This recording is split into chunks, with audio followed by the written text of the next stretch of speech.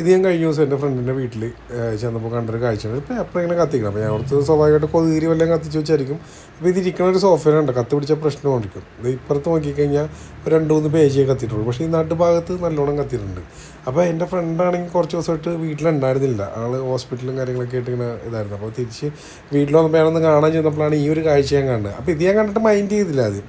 പക്ഷേ കുറച്ച് കഴിഞ്ഞിട്ട് ഞാൻ ഇതിരിക്കുന്നത് സോഫയിലാണ്. ഇത് കത്ത് പിടിച്ചിട്ടിരിക്കുന്ന സോഫയല്ല, വീട്ടിൽ ചിലപ്പോൾ മൊത്തത്തിൽ തീ പിടിച്ചാണ്. എന്തൊരു ഭാഗ്യത്തിൽ ഇത്രേ നടന്നുള്ളൂ.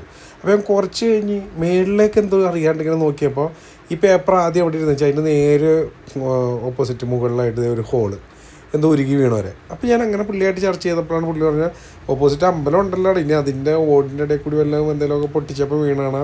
അങ്ങനെ കുറേ സംസാരിച്ച് കഴിഞ്ഞപ്പോഴാണ് കഴുന്ന് വന്നെന്ന് പറഞ്ഞു. അപ്പോൾ ഓടിൻ്റെ മേളിൽ കൂടി വീഴാൻ സാധ്യത വളരെ കുറവാണ്.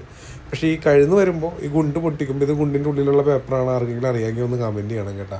ഇങ്ങനൊരു പേപ്പർ നമുക്ക് അതിൻ്റെ ഏരിയയിൽ നിന്ന് തന്നെ കിട്ടി. അപ്പോൾ ഇത് മറ്റൊന്നും കൊണ്ടല്ല ഇങ്ങനെ ഒരു വീഡിയോ ചെയ്യണത്. ഈ കഴുന്ന് വരുമ്പോൾ ഗുണ്ട് പൊട്ടിച്ചപ്പോൾ ഈ ആൾ ഇവിടെ ഇല്ലല്ലോ, അത് അവർക്കറിയില്ല.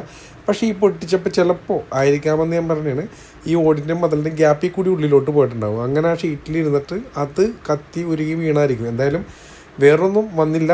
ഇതിൽ നിന്നത് എന്തോ ഭാഗ്യം. കാരണം വീട്ടിലെ ആളുണ്ടായില്ല, ഞാൻ പറഞ്ഞില്ലേ, കത്ത് പിടിച്ചെങ്കിൽ മൊത്തത്തിൽ പ്രശ്നമാണ്. കാരണം ഒന്ന് സോഫയിൽ മേളിലാണ് ആ പേപ്പർ ഇരിക്കണത് പോലും. അപ്പോൾ ഇങ്ങനെയുള്ള കാര്യങ്ങൾ ശ്രദ്ധിക്കാൻ വേണ്ടി അല്ലെങ്കിൽ നിങ്ങളുടെ ശ്രദ്ധയിൽപ്പെടുത്താൻ വേണ്ടിയാണ് ഇങ്ങനെ ഒരു വീഡിയോ ചെയ്തത്. Thank you. അപ്പോൾ അടുത്ത വീഡിയോ കാണാം.